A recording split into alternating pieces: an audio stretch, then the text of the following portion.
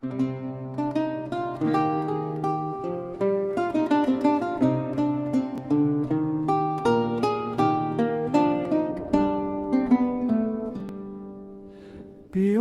the mist and heather grey, where mortal footsteps seldom stray, there stands a hall of ancient stone, where secrets sleep and truth is known.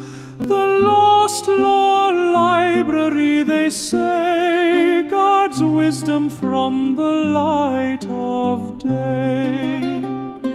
Oh, Jack the keeper, wise and old, with silver tongue and heart of gold, he tends the books of days gone by, beneath the ever-watchful sky, and knights in Talbots green and white protect the halls both day and night. The shelves stretch high to vaulted beams, where candlelight on leather gleams, and manuscripts in languages dead tell tales that common folk ne'er read. But Jack, he knows each volume well, and which are safe and which to quell. Oh, Jack the keeper, wise and old, with silver tongue and heart of gold, he tends the books of days gone by, beneath the ever-watchful sky, and knights in tabards green and white protect the halls both day and night. Some say he's lived 1,000 years, some say he's conquered all his fears, some say he was a king dethroned who chose this quiet life alone. But none can say for certain true what Jack has seen or Jack has done through. If you should find the hidden door and cross the threshold to the floor of polished oak and Persian rock, speak soft and low, be not a thug, for Jack will test your heart's intent before you see where knowledge went. Oh, Jack the keeper, wise and old, with silver tongue and heart of gold, he tends the books of days gone by, beneath the ever-watchful sky, and knights in tabards green and white protect the lost law library's light. The lost law library stands still beyond the moorland and the hill, where Jack keeps watch forevermore. O'er wisdom's vast and sacred store.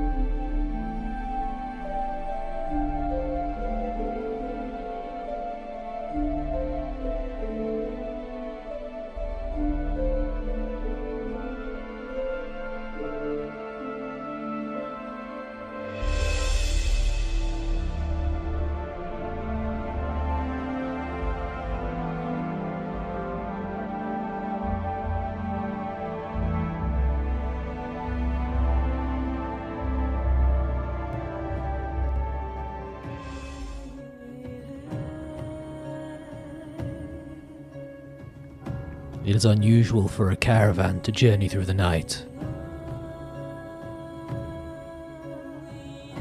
Yet we are in need of haste in the dark. Rumors of orcs abound. A strange tribe with strange markings. 2 eyes with one cut in twain. We are half a day from Longreach, and all has been quiet until now. During my watch, I see a signal arrow pierce the night sky with a bright yellow tail. Longreach calls for aid. I spare a glance to the caravan trundling along the trail I've blazed and steel myself. I can see, in the lantern light, the invoker mount her horse, incantations already upon her lips. She spurs it forward towards me. Already ahead of her, atop a white war steed, a mithril plate-armored paladin, brandishing a sword larger than me, glowing in magical fire. They light their way through the dark. Me, I shoulder my bow, and I plunge further into the gloom ahead.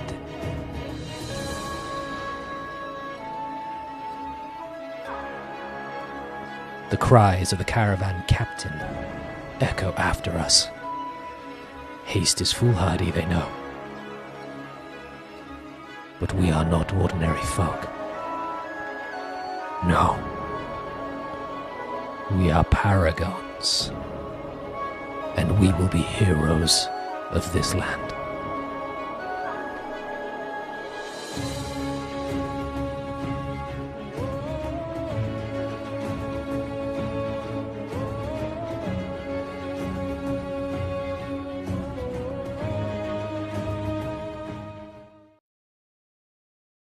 Well, ladies and gentlemen, I think the trailer decided it was going to try and play again there.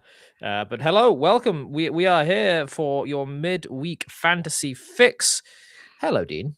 Hello, Jack. How are you this evening? A little bit late. How about you? I am on time. I am never late, nor am I early. Wizard arrives precisely when he means to.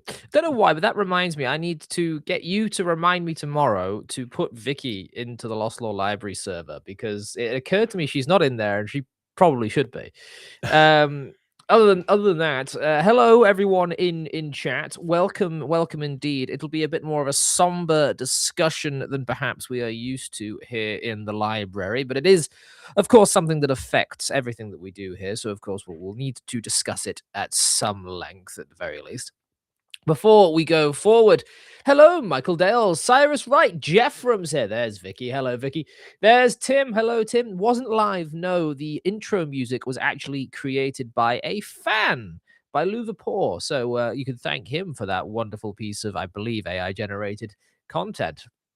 Ashray, welcome. It's true that Drow are indeed from the Underdark, because g'day. There's Driving and Dragons. Welcome, sir. Long time no see. There is the Paladin Steve, the Knight Captain. Welcome, sir. Welcome indeed. And Mustafara. Welcome, sir. Probably just Mustafa now that I think about it. And yes, it is indeed a Merlot dress code. We're very distinguished today. I prefer burgundy. I didn't even. Yeah, this wasn't planned. This just sort of happened. We're just that in sync. Yep. Anyway, we might be joined by a few others at a later point, but we are, for the most part, alone and being left to our devices, which I suppose is best for this. I think so, yeah. Do you? So I released a video. Was it last week? I believe it was last week. Yes. And I called it The Death of Reading, because I came across this viral video that a young woman had done over in the States, where fourth graders, their primary school children, were struggling to learn to read. They were not reading at a grade level or a level expected of their age. Translating this from the Americanese into proper English. And we seem to be having a similar thing here, because not too long after, another video went semi-viral, where it was more of an article where children in English schools are now trying to swipe books as if they are phones or touch screens.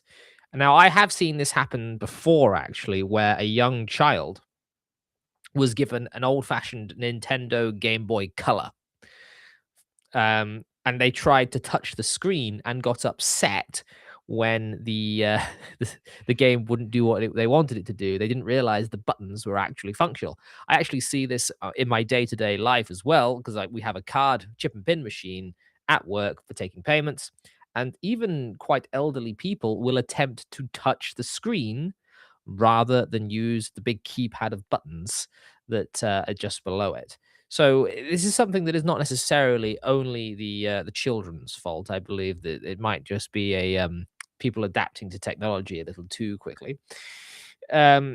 However, in my position, with a little one on the way, soon to be born, I find myself worrying for his camaraderie, for his friends, and for indeed the generations to come, and the reading ability of there to come. Before you say old-fashioned Game Boy Color at me like that, sir, I do happen to know, and my mother owned an original Game Boy, and I did play it as a child. But at this point, the Game Boy Color is very old-fashioned, very old-fashioned indeed. But what are your sort of, because you're the one that actually suggested we do this on stream. Yeah. Why did you think it would be a good idea for us to talk about this on this famously apolitical and upbeat stream? Because this isn't about politics. This is, last week you also shared a tweet about an app that would take a complicated book and it would digest it down into simple words and then put that in front of you to read. And at the time, I was of the mind, well, if it gets more people reading, is there a problem with that? I mean, we already do simple books. I remember when I was young, I got a book out of the children's library. It was Wilbur Smith, Shout at the Devil. It had all the swear words taken out, simplified language, and I loved it. Loved it so much that the moment I went to the library I was a member of, and I had access to the adult section, I went and got the actual book and read the full book. And Swear words included. Swear words included, all the gory details, everything. It was a fantastic read. And yeah, it took me probably 3 times longer to read the full book than the abridged version, but it was a kind of gateway to reading more books. So I was of the opinion, you've got this app, it simplifies books. The danger is it simplifies all the books, but so long as you can still access the original books, I didn't see anything wrong with it. And then I came across something, I think it was yesterday. Oh no, it was this morning, wasn't it? This morning.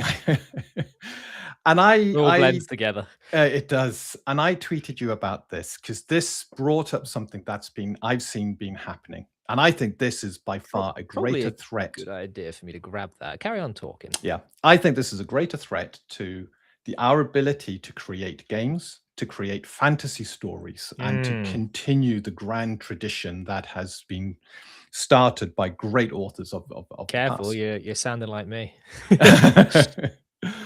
And I was kind of like, that's a bigger threat than an app that simplifies a book and creates an abridged version of the book, so long as you maintain the original books. So this tweet was all about someone having frustration over a grammar tool that was telling them to make a change.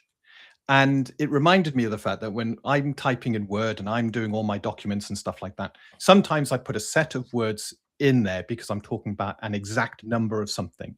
And the squiggles come up, and the recommendation is make it many or some, or it's not a number. They're trying to replace a number with something simpler.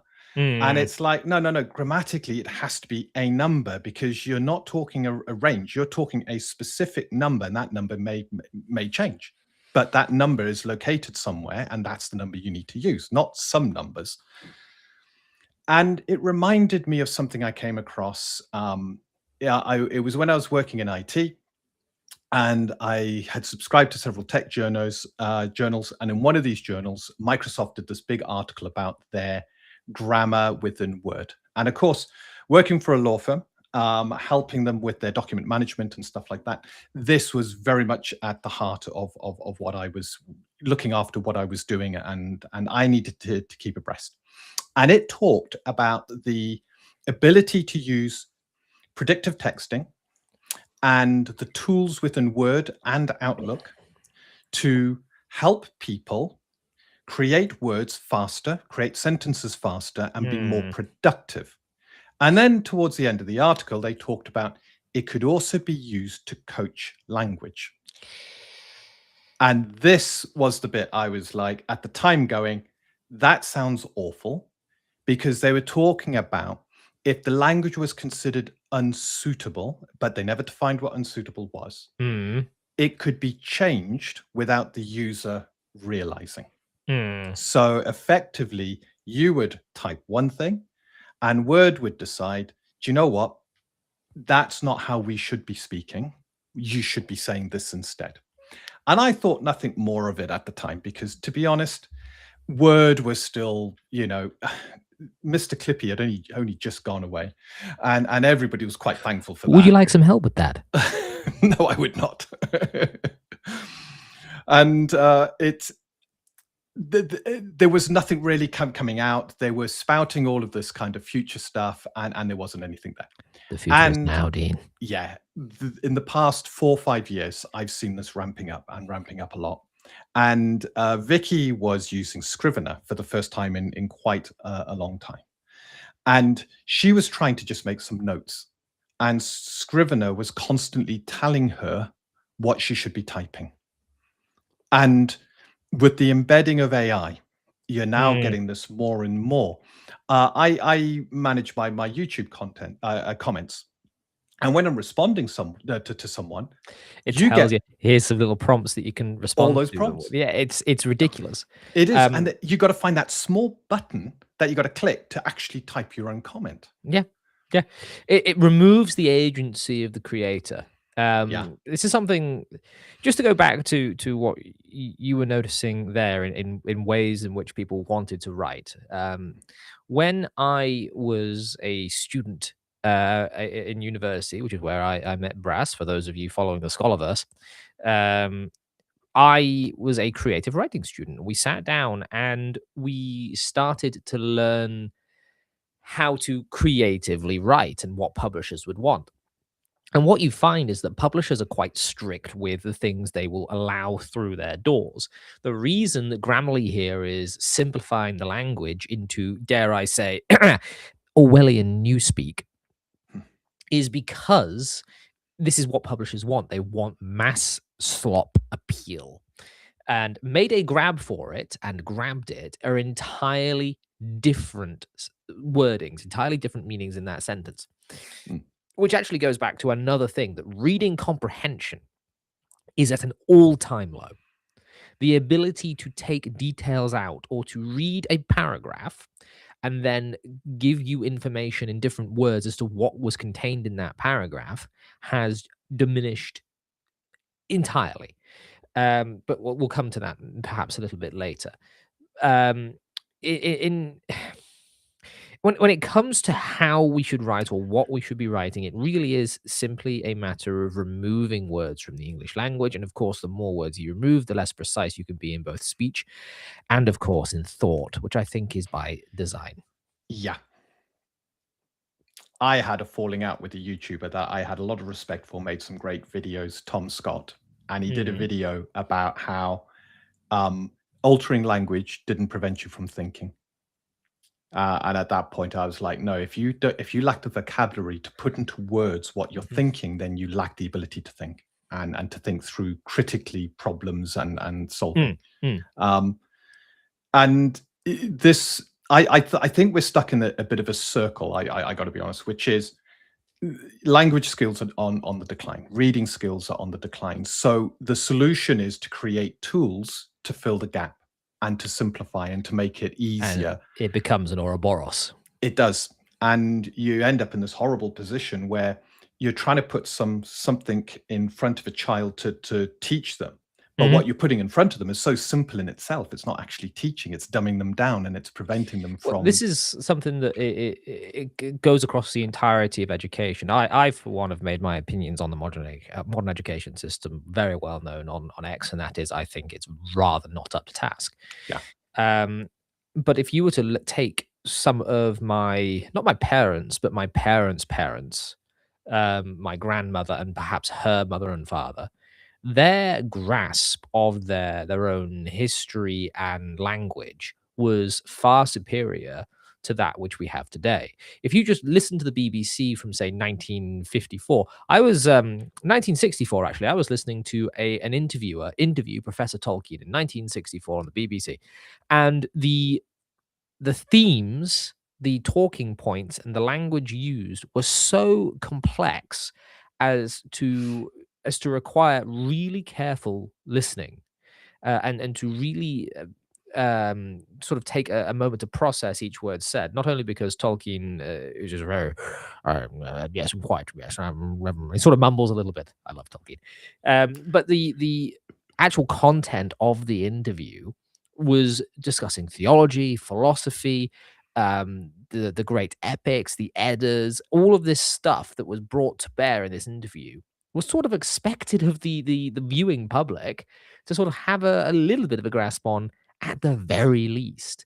Um, so you can sort of see markedly the decline over the last 100 years in the intellectual prowess of the general public. But that isn't particularly their fault, and of course we've always had the idiots among us. Uh, Another thing, when it comes to just books and reading, um, when I was sort of growing up from throughout the noughties, the early 2000s, the books that I was reading weren't horrible Henry or Captain Underpants, although they were around. Children my age were reading things like The Hobbit. That was my favorite book as a child, is reading that. And as much as we give her a lot of shtick, Harry Mm. Potter, which is at least a long form story, which requires you to keep track of lots of different characters and lots of different abilities of different characters. So at least that engages the brain. But when you get to things like Captain Underpants, with a bit of silly fun, I suppose, but that sort of thing becomes a bar, and then everyone lowers themselves to it. So you're only really as good as the lowest common denominator. Am I making sense, or am I going into one of my rambles? I think you're definitely making sense there, which is your audience for a very complicated book like The Hobbit is only so big. You then produce a simpler book that appeals to a wider audience and sell a lot more copies. Hmm. What's the incentive of trying to sell the more complicated book? It disappears. You want to sell the lower stuff. And I think this is reflected through all of our stratospheres of life now, from the very algorithms that we fight against to get ourselves noticed. It goes to the lowest denominator. It's saying people like the simple, meaningless stuff. So Mm, we're going to mm. push that and push that. And you got people out there who want something other than that and are being denied it because everything in society seems to be, Slop. yeah, about putting the lowest thing in front of as many people as possible. And There it's is there is a strain of utilitarian philosophy through this. By the way, if you don't know anything, this is not going to make any sense to you. But I believe that the people in the audience right now are cut from a different cloth than most. There is a strain of utilitarian philosophy which tries to differentiate between pleasures. And my philosophy teacher in school put this in a very good way. Um, the actual utilitarianism is what is good equates to the most pleasure for the most amount of people, and what is evil equates to the most harm for the most amount of people. And utilitarian philosophy then does this balancing act, very subjective, very silly, doesn't work at all, and yet most of our political and social lives are somehow dependent on it. Somehow, despite the fact they lost the conversation, they're still in the halls of power. Anyway, let's get away from that topic. There is a strain of it whose name who was made by a gentleman whose name I cannot remember for the life of me, but he tried to differentiate between lower and higher pleasures. And what we have basically found is what he predicted would happen with utilitarianism, despite being utilitarian himself, is that the lowest pleasures have outweighed the amount of the amount of good that a higher pleasure can achieve. So you could read the works of Shakespeare and achieve an incredibly high amount of pleasure from it through engaging your higher faculties. But also you could just watch Adventure Time on television and somehow make a video essay out of that on YouTube, trying to convince yourself that it's deep. This is what's happened is we've taken the lowest of things and tried to put them on a pedestal because it causes the most amount of pleasure for the most amount of people, and somehow that says more than the King Henry the Fifth or something like that. I do want to get to this super chat, and I will say a great thank you to Mr. Jeff from Denkar for 10 Canadian dollar dues. If you want to support the channel, the best way of doing so, of course, is not only by these little super chats, because they do give me a good little influx of cash, which I then put back into the channel for new equipment and such. But also there is a membership button down below. If you join at the Law Sworn level, you can come and have these sorts of conversations with me and with the rest of the membership all day long in our little private Discord server. But it is only available for the Law Sworn and above. For $10 dues, the only bad thing that happened during my son's last visit was discovering how weak his reading skills were. I mentioned it to my ex, and turned out they think he might be dyslexic. It was a rough day. I might actually be able to help with this, and I think Dean might be able to help with this as well, Jeffrem, because not only do we match in our sense of fashion today, we match in a little thing. We're both sat here having what I would consider a rather highbrow discussion, and we are both horribly dyslexic. Completely and utterly dyslexic. I for a long time really struggled to learn how to read. My going through school, they tried all sorts of things on me. They tried putting colored sheets of paper that were see-through over my books so that the letters would stay still. They attempted to do this, that, and the other. They said I was ADD, ADHD, dyslexic, all the rest of it. Turns out I was just too smart and very bored, because when I actually found a something to read that I wanted to learn, I really desperately wanted to know the story of something, story being a key word there, because I've never had trouble with stories, is my grandmother bought me Pokemon Gold when it came out on the Game Boy Color with a U, and I was desperate to know what the characters were saying to each other and to be able to play a very heavy reading game for that age range. I was only about 5 or 6, something like that. And I was so frustrated with not being able to learn how to read that I sat there and I, through force of will, made those letters and words stay still. And that is how I sort of trained my brain to read in a way that worked for me, which I think is rather better than maybe the school was trying to teach me. What about you, Dean? Well, I was put back a year when I moved to back to Africa. I was 8 at the time, going into junior school, so I was the tallest, oldest boy in the class, all because my reading age was terrible.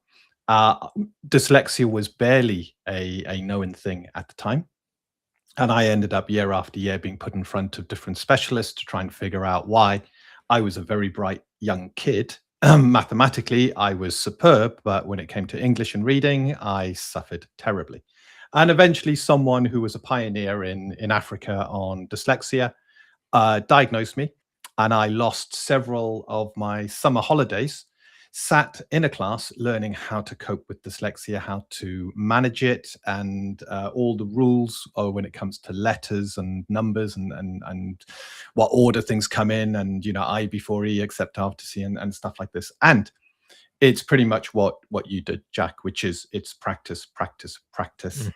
And when you got someone helping, you got to brute force it. You got to make it feel more natural. And every now and then, I don't know whether it's the same with you, Jack, especially when I'm tired, I'll look at a page and the letters just spaghetti, and they're gone. And I can't. At that point, I just got to close my eyes, got to close the book and go, right, hang on, we're going to try again in a bit. When it strikes, it's horrible. But generally, it's a lot of hard work. But when you get to control the dyslexia, The one thing to bear in mind, kids who have dyslexia, and dyslexia comes in two forms, numerical or alphabetical. I've got alphabetical. It sounds like you've got alphabetical, Jack. So it's more words. You will find that the other side, numbers, will be stronger. So this Not is for me. why. Not for you. Oh dear. You're one of maths. and I'm not talking algebra and stuff like that. Or Algebra, I'm actually better at for some reason. well, but just generally when it comes to numbers and arithmetic and stuff like that, generally you find typically if you got a deficiency in one area, you're a lot stronger than the other. And this is why I think when it comes to role play games and design and stuff like that, I've got quite a flair for what works. If you do say so yourself. If I say so. But yes, all I will say is if your child's been diagnosed with dyslexia, it's not the end of the world. There will be places that can help. There will be people that can help. It's going to be hard. Boy, is it going to be hard. And your child is going to get very, very frustrated if they're not incredibly frustrated already, because they're probably being told that they're thick and they're stupid, and that couldn't be further from the truth. Definitely not. You know, you got a bright kid there, especially if it's come from your loins. He's probably intelligent. Yeah. And you will find dyslexia and kind of the autistic scale kind of go hand in hand as well. So we all have semi-social issues, and I was terrible when I was at school. I could not communicate socially at all. I found role play helped a lot, and that's probably why I went into role play. I put a mask on, and I can be another person. See, everyone keeps telling me I'm autistic, but I don't believe them. Honestly, I don't. Everyone looks at me and says, "You are definitely this, that, or the other." I don't. Last I checked, that was just me.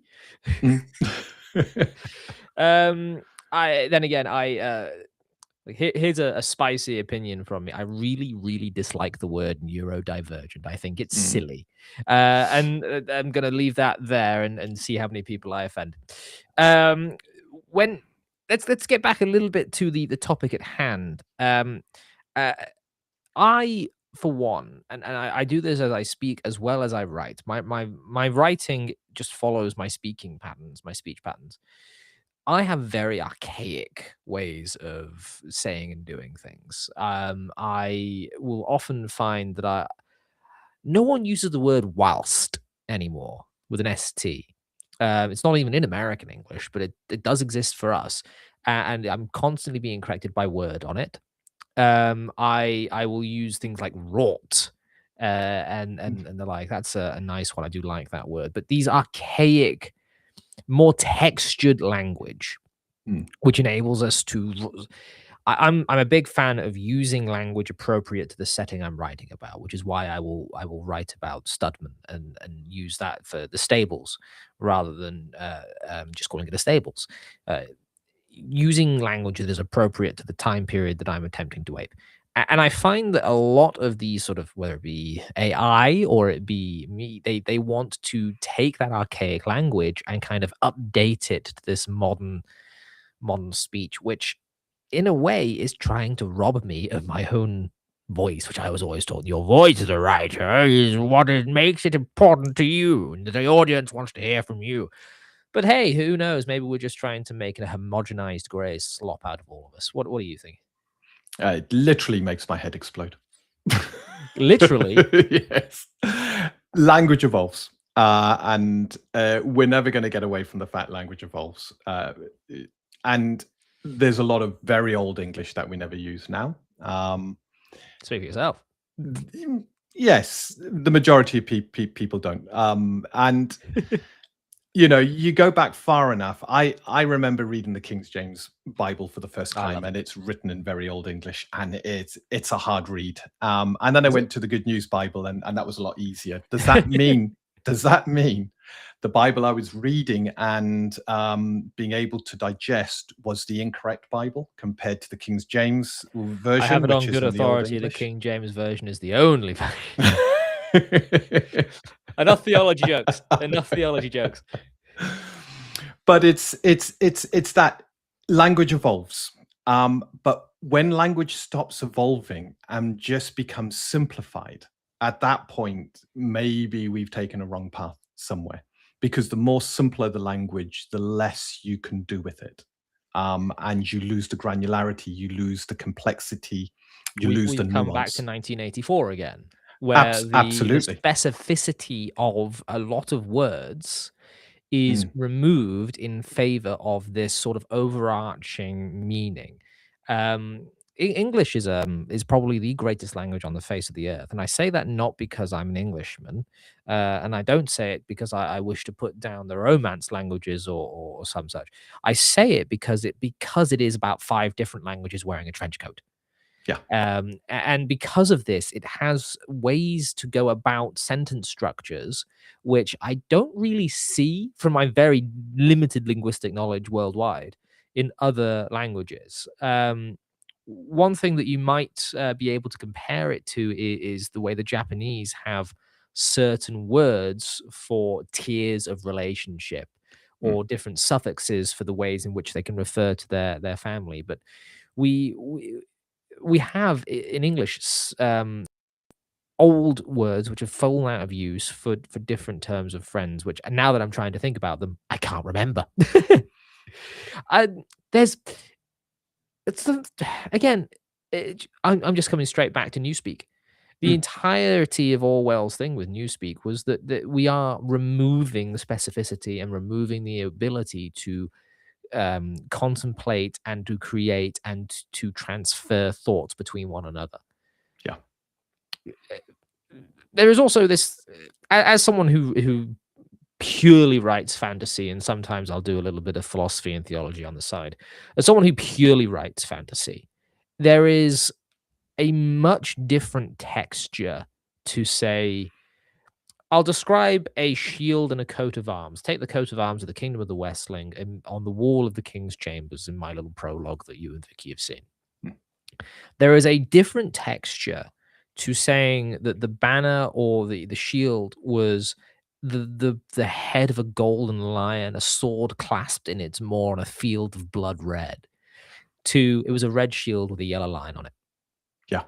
There is an entirely different amount of effort that has gone into constructing a sentence to provide vivid imagery, which I find that if the imagery is good enough, if the language is concrete enough, that it can break through aphantasia.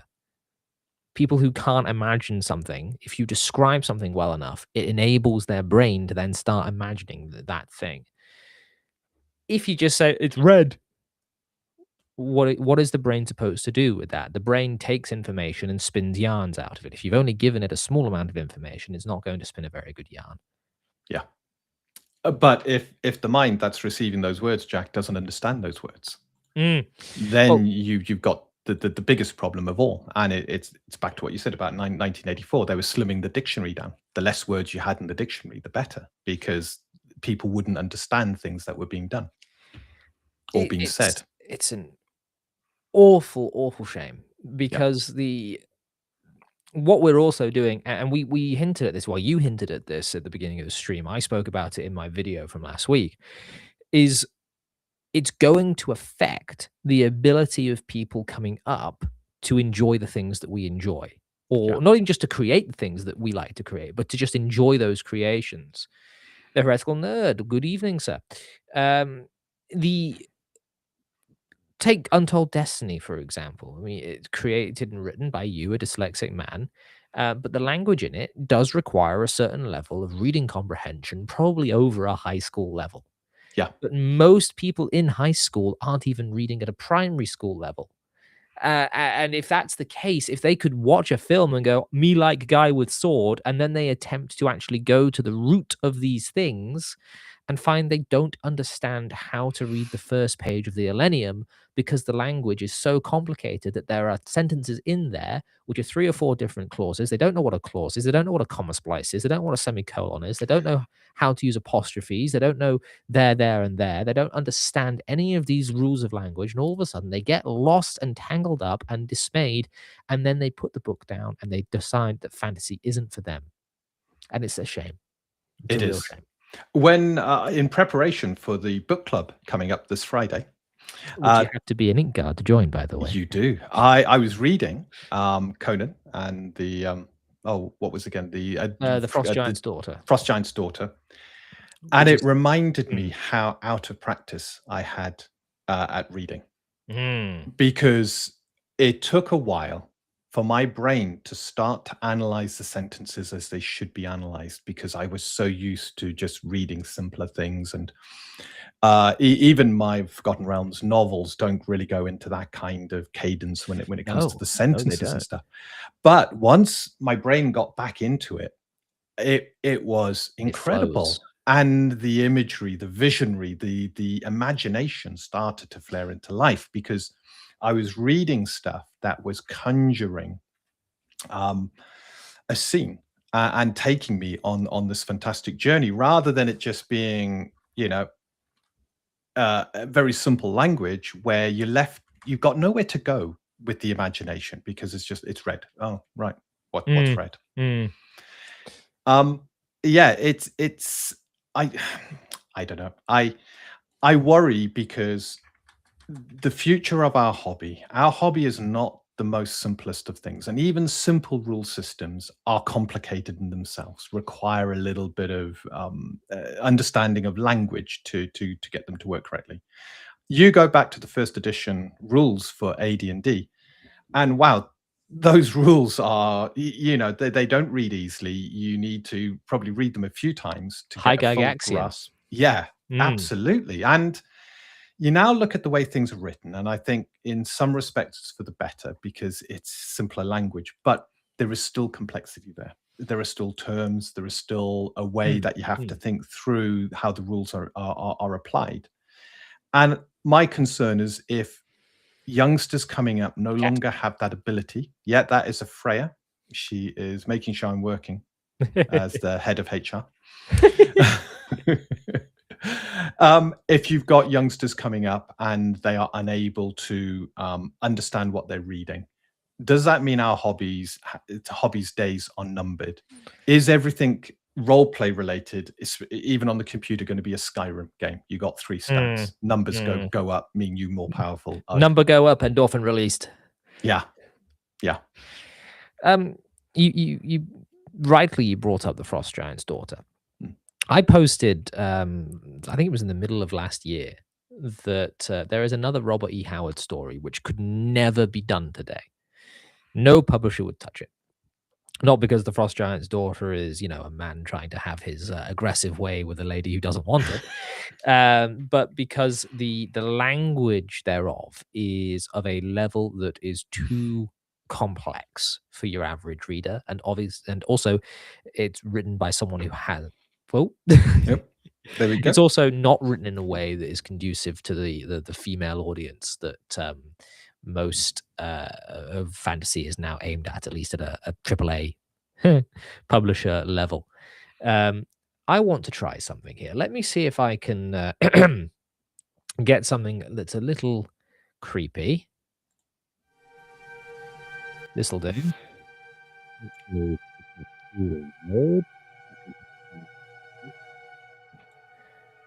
Right. Only the age-old silence brooded over the mysterious ruins of Kuth-Kemes, but fear was there. Fear quivered in the mind of Shebatas the thief, driving his breath quick and sharp against his clenched teeth. He stood, the one atom of life amidst the colossal monuments of desolation and decay. Not even a vulture hung like a black dot in the vast blue vault of the sky that the sun glazed with its heat. On every hand rose the grim relics of another forgotten age, huge broken pillars thrusting up their jagged pinnacles into the sky, long wavering lines of crumbling walls, fallen cyclopean blocks of stone, shattered images whose horrific features the corroding winds and dust storms had half erased. From horizon to horizon, no sign of life, only the sheer, breathtaking sweep of the naked desert, bisected by the wandering line of a long, dry river course. In the midst of that vastness, the glimmering fangs of the ruins, the columns standing up like broken masts of sunken ships, all dominated by the towering ivory dome before which Avatus stood trembling. That is one paragraph, and I believe that is less than, hold on, 1, 2, 3. That is 4 sentences. I might have missed a full stop there just glancing at it. That is 4 sentences. The complexity of that book demands that the reader have an attention span. Yeah. Which is actually gonna bring me into, by the way, rate my performance there, chat. If I did good, throw me a super chat. Um, the availability of short form content now. One thing that has been noted by a lot of these studies that I was bemoaning is that children now, and again, we're going back to this idea of children, the upcoming generations. And yes, we have seen the more. Let me quickly say to the heretical nerd here that yes, you can go back to the 1800s and you can find people bemoaning the new hymns as being far too modern for the younger audience, etc., etc. And you can also look to Rogue Trader and things like that. But I don't think that I've not played Rogue Trader. I have played Baldur's Gate 3 and I have played Tainted Grail. Baldur's Gate 3 and Tainted Grail are incredibly simplistic to what came before. And the reason I bring this up is not because you and I, who already have established our attention spans and have already established our ability to read, are safe. My son, who is yet to be born, is looking at growing up in a world where children are conversing not in full sentences, but in very obscure internet references, which, yes, we did in school as well, but at least we also knew how to read and write. These children don't. Their entire socialization has come from the screen, the tablet, the short form content of TikTok, of Reels, of YouTube Shorts, and we have basically microwaved a generation of kids, and it worries me greatly. Warlock, thank you very much for the $5 dues. It is much appreciated, sir.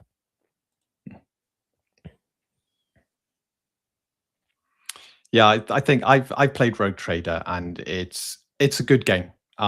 It has a lot of depth, a lot of complexity, a couple of issues, but it's generally a really good game. I would question the age of the people who are playing these games, and I haven't got the information myself, but I wouldn't be surprised if it was mostly kind of Jack's generation, my generation, that play these games, and when you go younger, it begins to drop off. My concern is going forward, the complexity and richness of fantasy and the games we create and play will slowly diminish as we do not have a younger generation to take over.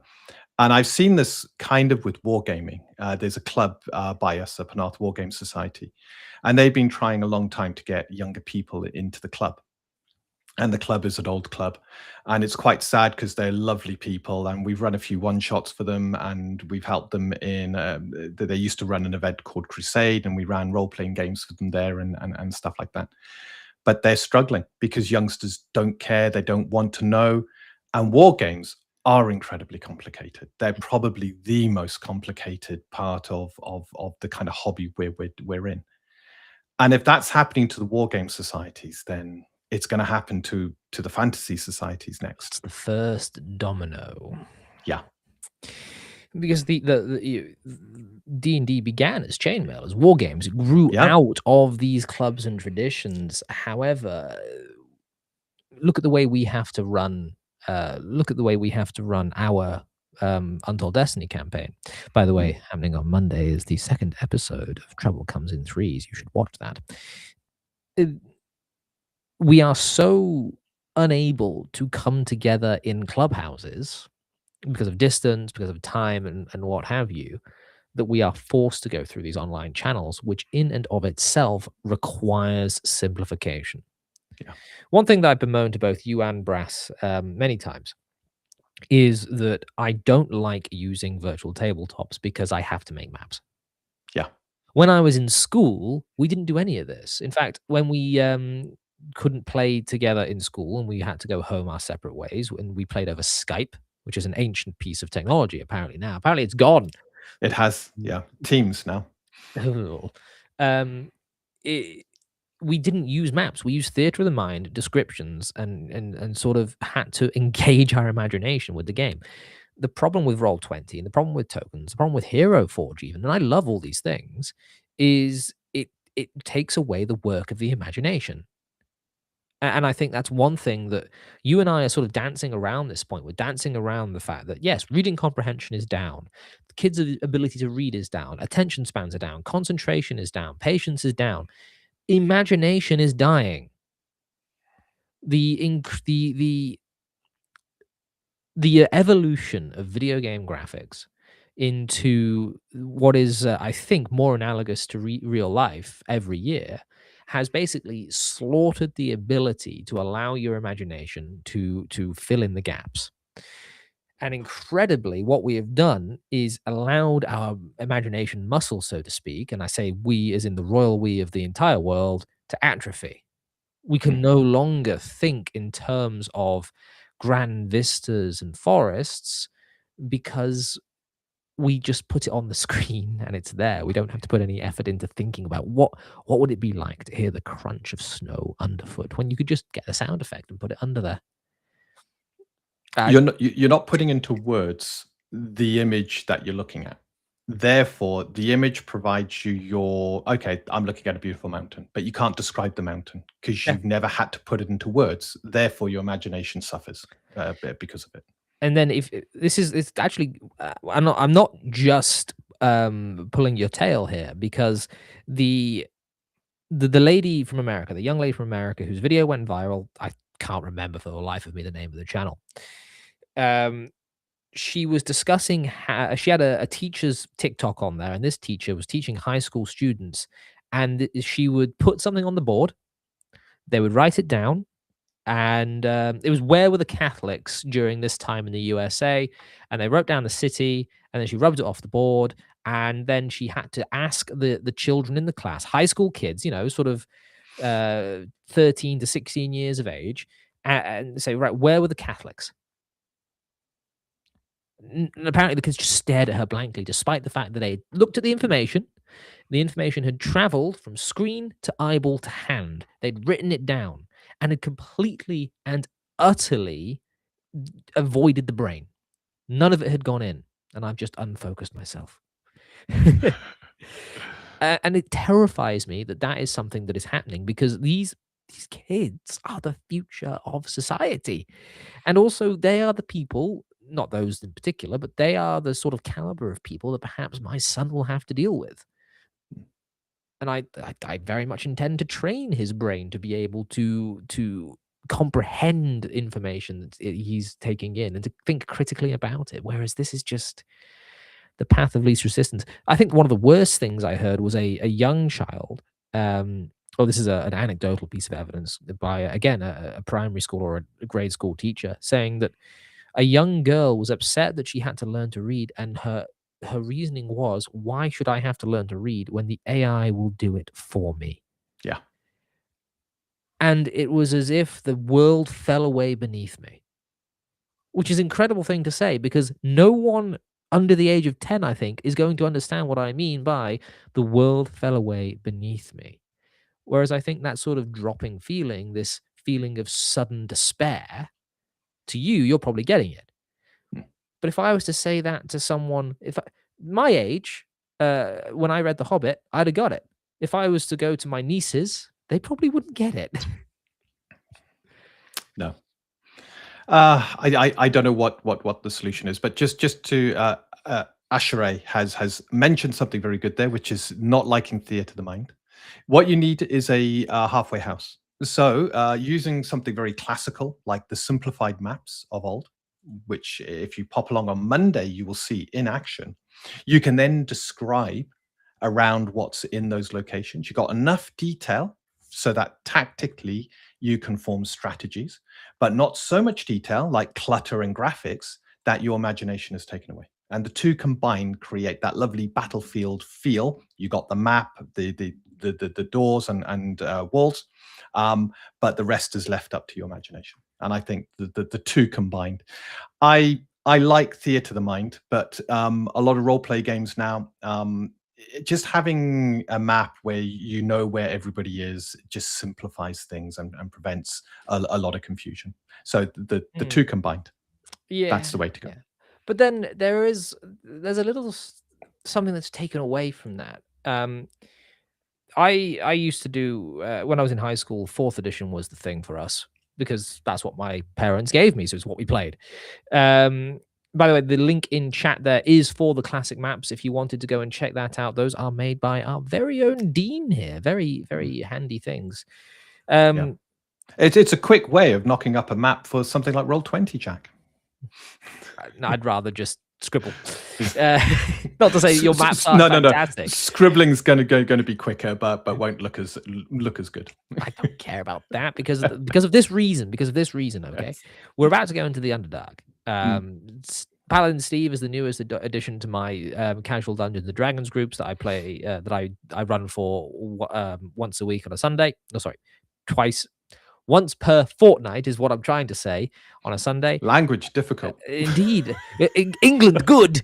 They're going into the Underdark, and I've sort of ummed and ahed about ways in which I can express the utter complexity. I'll take that as a compliment, Cyrus. I will indeed. The utter complexity of the tunnels of the Underdark and how easy it is to get lost down there. No map is going to be able to represent that. In fact, giving you a map of the Underdark is a surefire way to make sure that you do not understand that the Underdark is immeasurably large and cannot be mapped. Twisting corridors of stone, of fungi, of deadly creatures, stalactites, stalagmites, lakes underground, the hot air, the infravision of the drow and other denizens therein. And these, it's so difficult to impress upon someone the scale of a fantasy city the moment you put pen to paper. Yeah. You can use words quite easily. But if you were to actually give someone an image, it becomes or a map where the streets are drawn out, senses of scale gets lost. I for one, I cannot tell you. Then again, it's all personal preference, but I think theatre of the mind is king, shall always be king, and is how it was originally played anyway. Oh, absolutely. But you still had your classic maps even back in the day. Even back in the day, very true. Absolutely, because sometimes you do need a map, and your Underdark example is perfect. Which is, I would have tackled that theatre of the mind all the way through until you enter combat, and then it's a quick map so people can play the combat. You draw that. There's the corridor you're in. There's the baddie, and there are you guys. What do you do? Pretty much. Yeah. It's simple. You don't need to be an artist. And otherwise, I did. It was business unusual. They were wandering through a forest, and there were no maps, or rather, they had this big map that indicated the forest they were wandering through, and they were looking at this big map, thinking, "Oh, we only got to go like in a straight line from here to here." And my descriptions, what was happening, the confusion, the miasma that just seeped through the forest, the critters that they stumbled across, were taking refuge from. It was enough for them to, at the appropriate point, go, right, we've had enough. We've got to leave this forest. We don't know where we are. We don't know what we're doing. And in trying to leave... Is this the Forest of Lucid Dreams? No, it wasn't. It was the Deeping Forest, just to the east of Swanton. And this was, they weren't even more than a day into the forest. And the forest was gave up. Them. Yeah. I don't. The forests, I think, need to be a lot more dangerous than they are in that sort of sense, not rather than having sort of predators around every corner. And someone has mentioned in the chat the first few Drizzt books, so I now need to bring out what lives on my desk here. This is the Dark Elf trilogy by R.A. Salvatore. I love these books, especially as representations of the Underdark as they should be. Saying that, and of course, there you have a very simplistic map of Menzoberranzan. Saying that, there are certain parts of R.A. Salvatore which he is sort of at the forefront of this fantasy language that becomes less vivid. And I like his writing style a lot. I think he does combat impeccably well. But the descriptions he uses are a lot less heavy than, say, a Howard or a Tolkien or even a Michael Moorcock. But the opening, chapter 1, Menzoberranzan, to a surface dweller, he might have passed undetected only a foot away. The padded footfalls of his lizard mount were too light to be heard, and the pliable and perfectly crafted mesh armor that both rider and mount wore bent and creased with their movements, as well as if the suits had grown over their skin. Again, that is one sentence with a clause with two clauses, and a second sentence with, I believe, two clauses as well. So it's not exactly the most complicated thing in the world, but for a lot of people coming up and out of the school system in the UK, and I fear over in the States as well, that will be too much. Yeah. They will not understand what it is like to have armor that is a second skin, that creases and moves with it, silent padded footfalls, and things like that. To a surface dweller, a foot away, people aren't really using feet anymore. What does all this mean? Where's the skibbity toilet? And you say that, but I've watched colleagues, children of mine, when they're in work for the holidays, they'll sit in the office near me, and I will listen to the things they're watching on YouTube, and it is heinous. There is no edification to be found in any of the things that are on YouTube Kids, unless it is older than 20 years.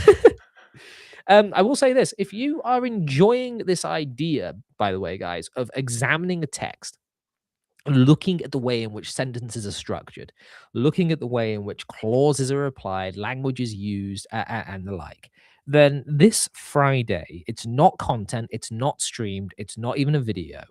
We are going to be holding the first Lost Lore Library book club using Robert E. Howard's The Frost Giant's Daughter as our first foray into this sort of experience. It is available for those channel members that are Ink Guard only, I'm afraid, as it is supposed to be something that is for those that really want to go the extra deep dive into these stories and figure out what makes them tick, what makes them work. Without ruining them and taking the fun out of them, thank you, my old English teachers. Sometimes the curtains are just blue.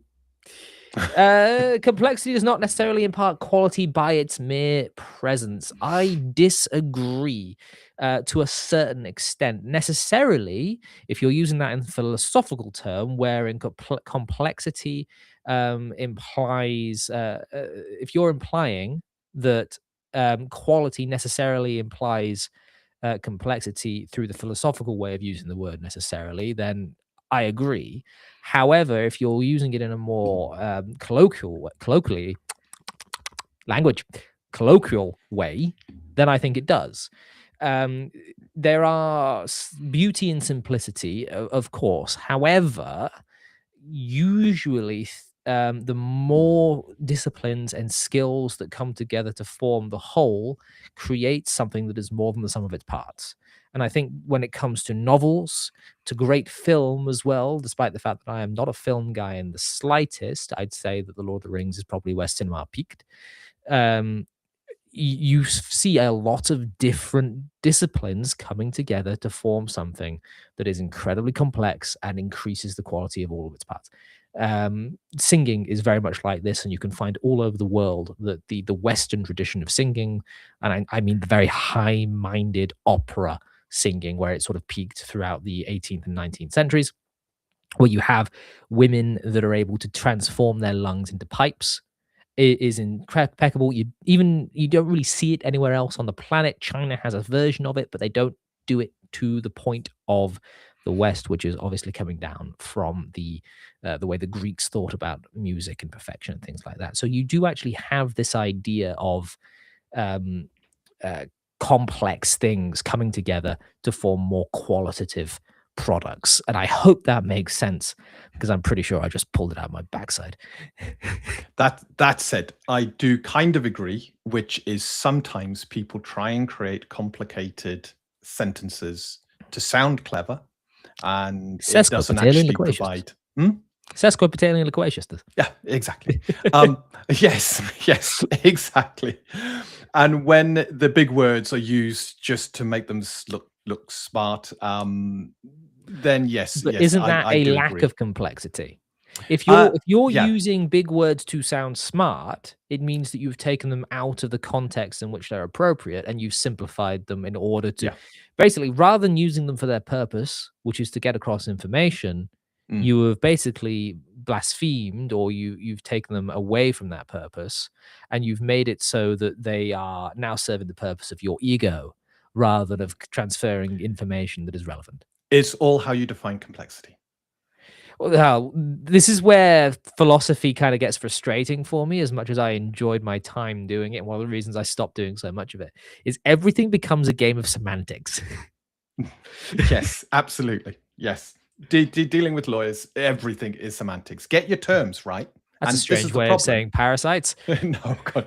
Get your terms right, and everybody's on a level playing field. But yeah. Well, that's the thing.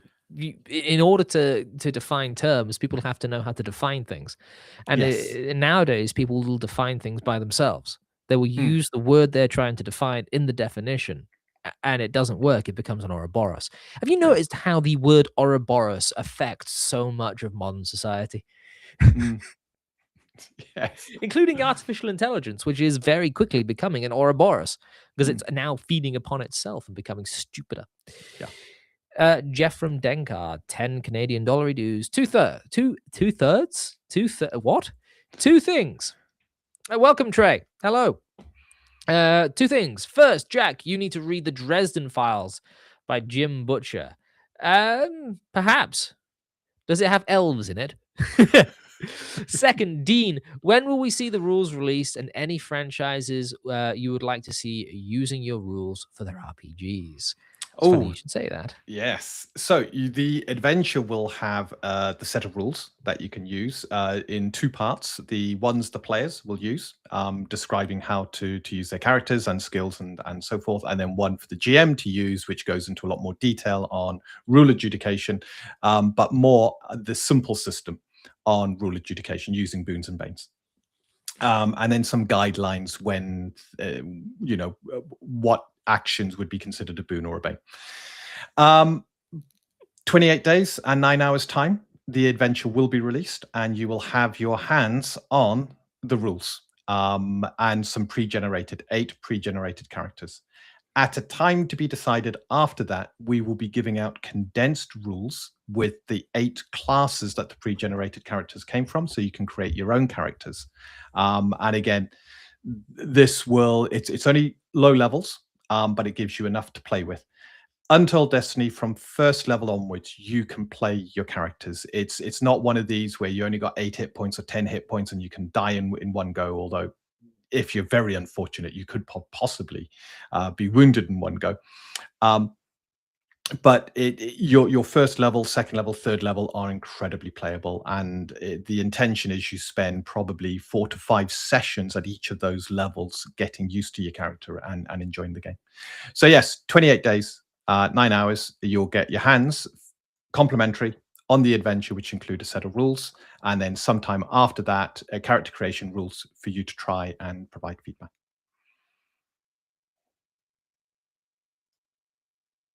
Hello. Okay, I'm back. Or you can do what I did and just befriend the guy that made it, and you get the rules already. Yes, they're a bit out of date.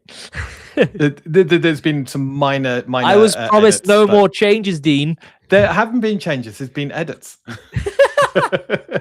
Specific language. Yes, indeed. Trait, today we were talking a little bit about it's a bit more somber, although I think we've done an okay job at sort of keeping it as an intellectual exercise rather than just bashing the youth.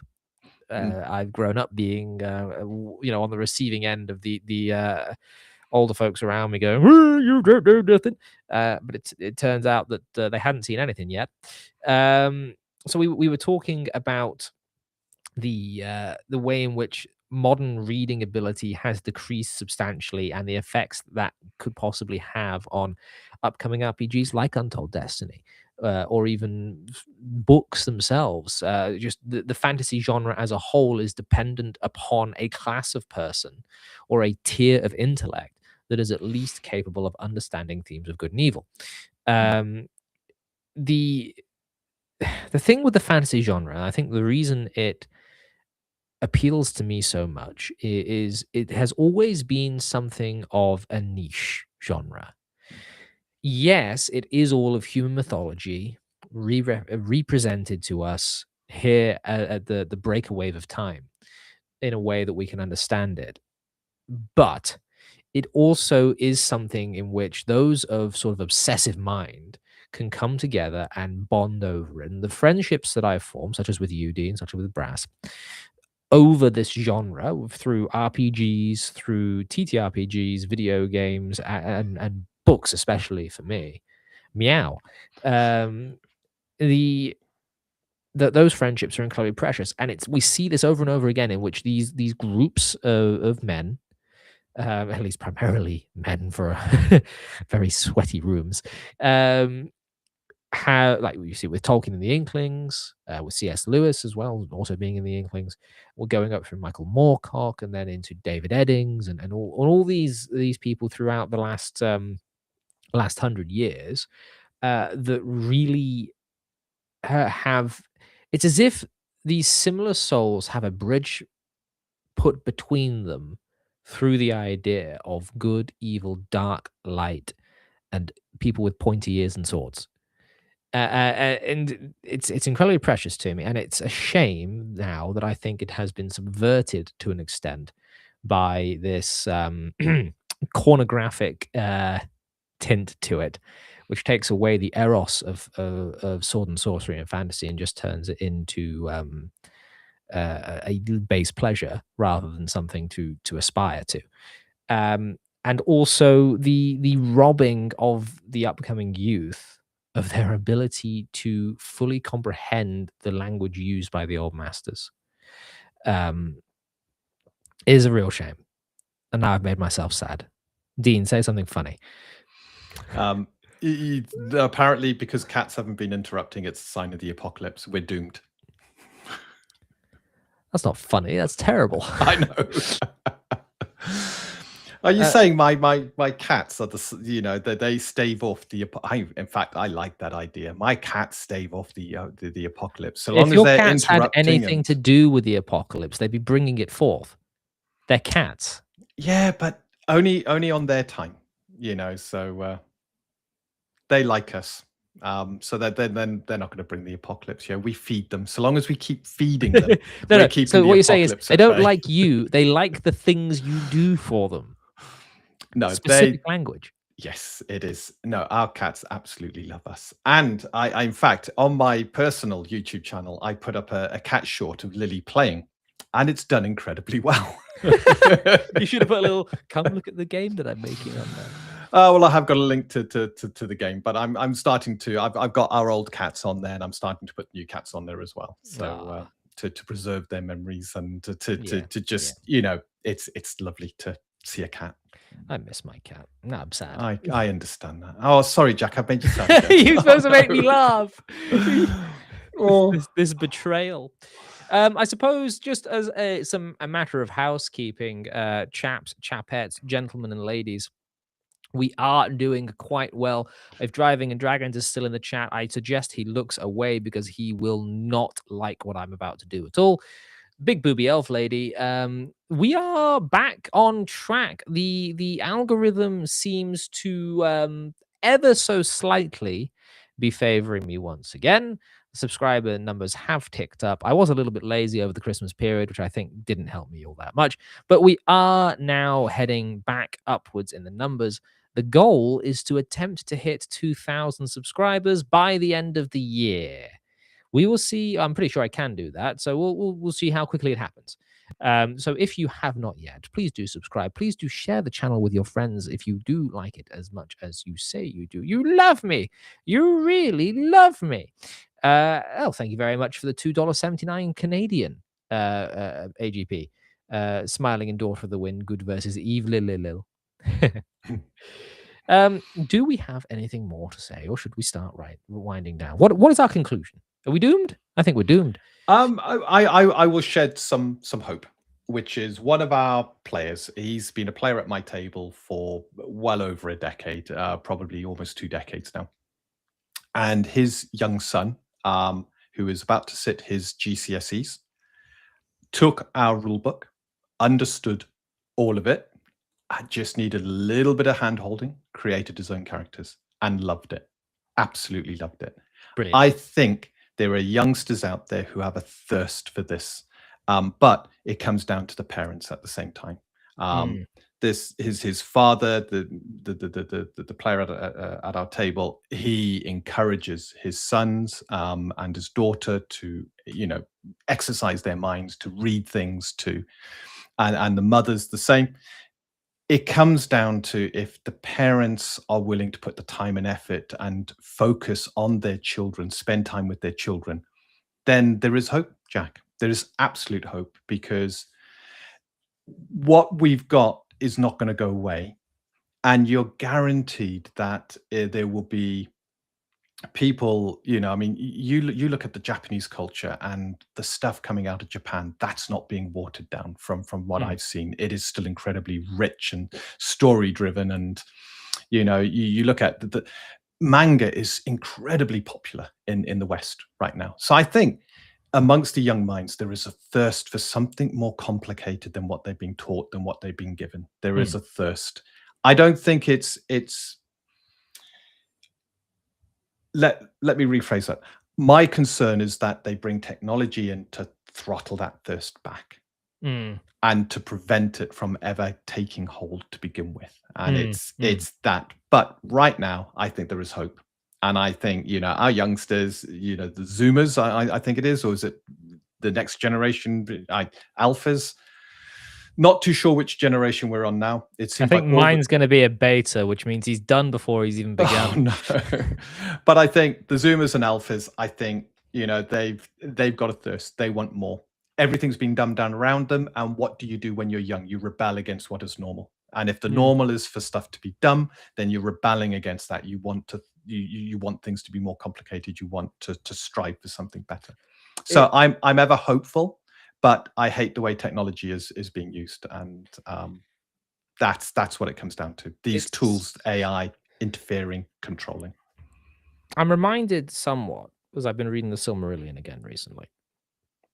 I'm reminded somewhat of the Valar taking the elves to Aman, and how in some respects Ulmo was correct in that the elves would have been better in Middle Earth, as they had a desire for the wide lands. And in fact, the bringing of the elves into Valinor kind of shackled them in some respects. Yes, it was bliss, but the elves obviously had a thing in them that was made for strife as children of Iluvatar.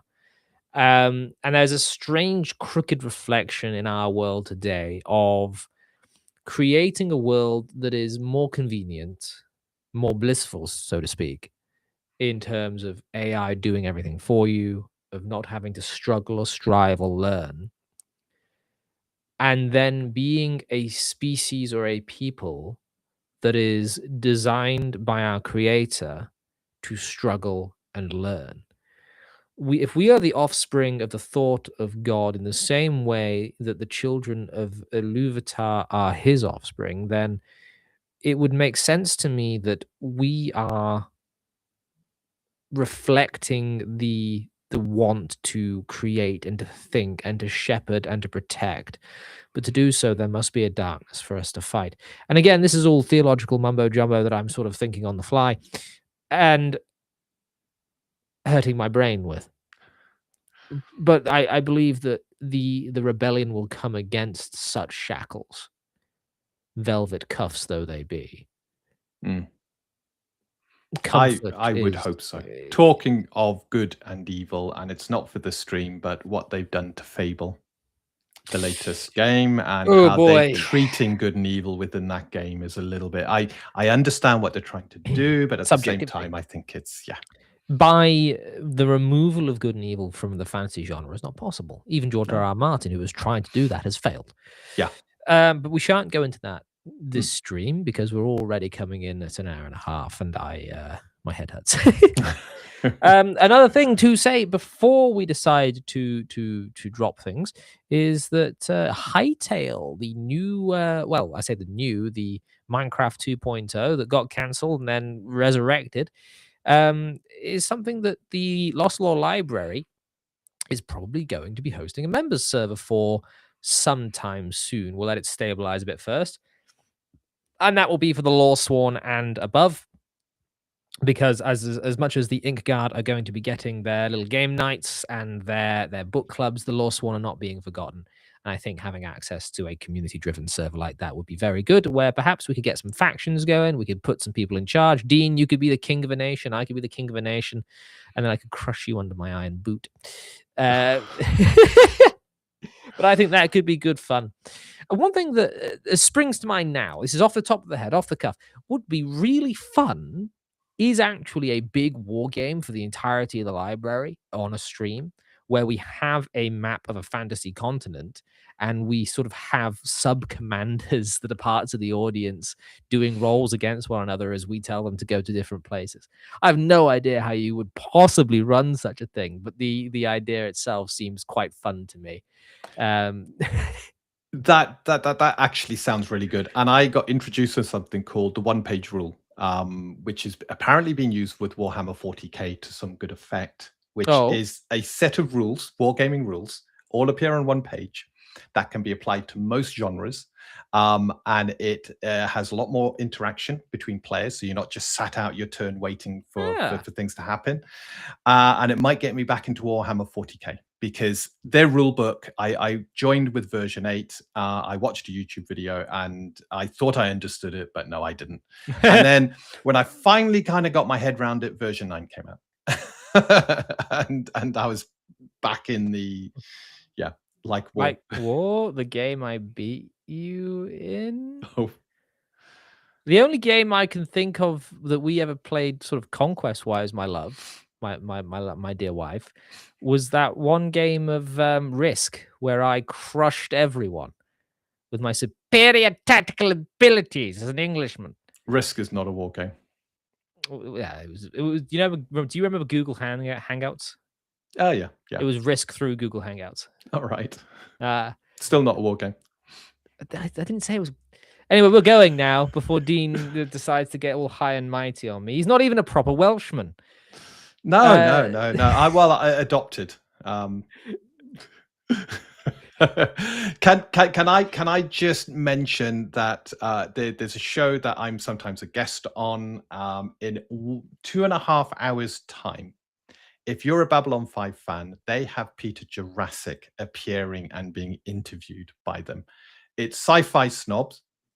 And I've been sharing the kind of links on Twitter. Is that Sci-Fi for Me TV? That guy? No. It's Sci-Fi Snob. I'm gonna have to find him. I know I'm subscribed to him. That's fine. I can get it as well. But they actually landed Peter Jurassic. We've been giving lots of questions on their Discord server. So in about 2.5 hours time, they go live. And if you love Babylon 5, you can't miss out on this. It's absolutely fantastic. I'll be staying up and taking part. I'll be in bed because I have to go to my job tomorrow, Dean. Yes. Well, Vicky booked the morning off and Freya allowed me to have a lie-in. And with that, ladies and gentlemen, thank you very much for coming. If you would endeavor should you enjoy my content, to support the channel by becoming a member. If you become a member at the Law Sworn or higher level, you will have access to the private Discord server where we all hang out. I realize I'm pushing that an awful lot, but I need money.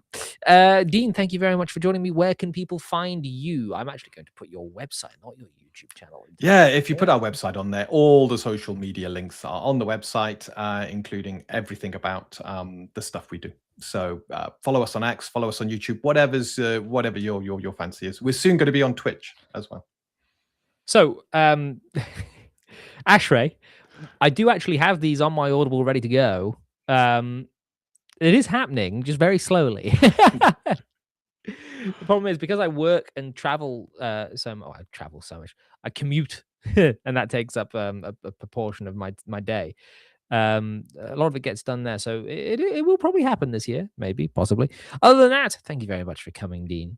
Thank you, Jack. And I look forward to seeing you on Friday for the first book club of I'm looking forward to it. The Lost Law Library. That'll be very, very fun as we delve into The Frost Giant's Daughter.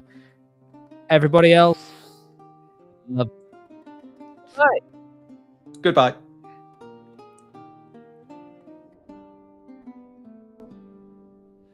Beyond the mist and heather grey, where mortal footsteps seldom stray, there stands a hall of ancient stone, where secrets sleep and truth is known. The Lost Law Library, they say, guards wisdom from the light of day. Oh, Jack the Keeper, wise and old, with silver tongue and heart of gold, he tends the books of days gone by, beneath the ever-watchful sky, and knights in tarbards green and white protect the halls both day and night. The shelves stretch high to vaulted beams, where candlelight on leather gleams, and manuscripts in languages dead tell tales that common folk ne'er read. But Jack, he knows each volume well, and which are safe and